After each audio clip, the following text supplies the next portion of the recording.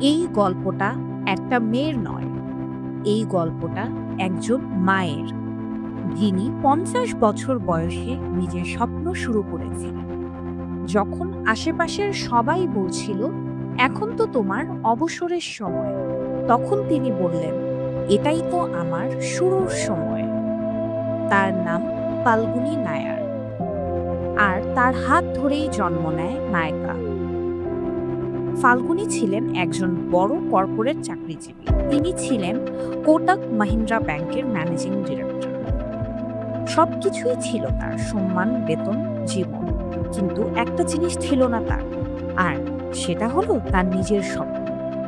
২০১২ সালে এক আমেরিকা সফরে তিনি দেখলেন সেফোরা আর আল্ট্রা বিউটির বিশাল দুনিয়া। আর ঠিক তখনই তার মনে একটা প্রশ্ন আসলো, ভারতে এমন কিছু নেই কেন? সেই চিন্তা থেকেই শুরু।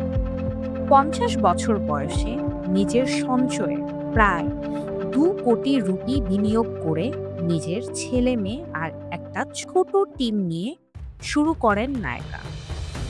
তখন কেউ বিশ্বাস করেনি। সবাই বলতো, ভারতে কে আবার মেকআপ অনলাইনে কিনে?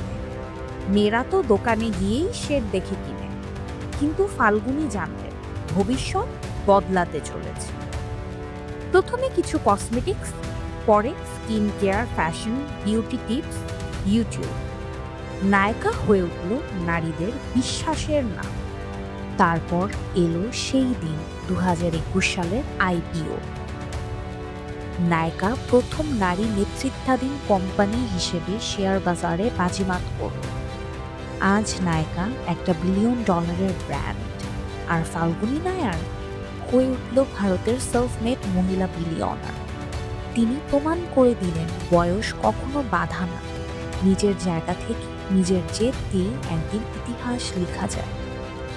এই গল্পটা থেকে আমরা এটাই বুঝতে পারি যে তোমার বয়স হোক ২৫, ৩৫ বা ৫০, যদি সাহস থাকে শুরু করার, তাহলে কোনো কিছুই তোমার স্বপ্ন আটকে রাখতে পারবে না।